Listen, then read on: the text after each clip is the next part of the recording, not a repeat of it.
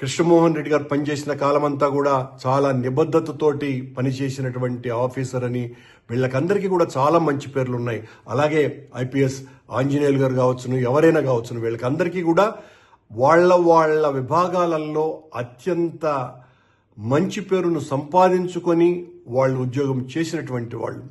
ఒక తప్పుడు ఆరోపణతో ఈ రోజున జగన్మోహన్ రెడ్డి గారిని పూర్తిగా రాజకీయంగా నాశనం చేయటానికే పని కట్టుకొని ధనంజయ రెడ్డి గారిని, కృష్ణమోహన్ రెడ్డి గారిని అరెస్టు చేయటం జరిగింది.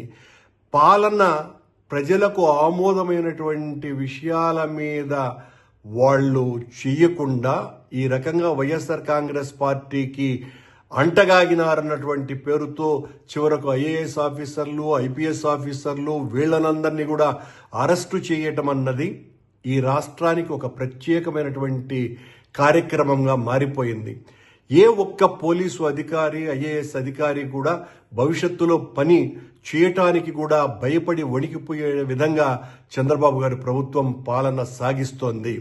ఉద్దేశపూర్వకంగా తప్పుడు ఆరోపణలతో మద్యం కుంభకోణం అనేటువంటి ఒక పెద్ద విషయాన్ని వెలికి తీసినట్టుగా చంద్రబాబు నాయుడు గారు ఈ రకంగా జగన్మోహన్ రెడ్డి గారిని జైలుకు పంపించాలన్నటువంటి కుతూహలంతో ఈ రకంగా ఈ ఆఫీసర్లను అందరినీ కూడా అరెస్టు చేసేటువంటి కార్యక్రమాన్ని పూనుకోవటాన్ని తీవ్రంగా వ్యతిరేకిస్తున్నారు.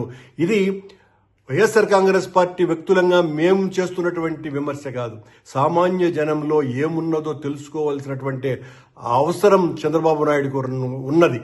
మీరు ఈ రకంగా అన్యాయంగా తప్పుడు కేసులు బనాయించి అందరినీ జైలుల్లోకి నెట్టివేసి మీరు ఆనందంగా పరిపాలించాలని అనుకుంటే మాత్రం అది మీ భ్రమ తప్ప మరొకటి కాదు.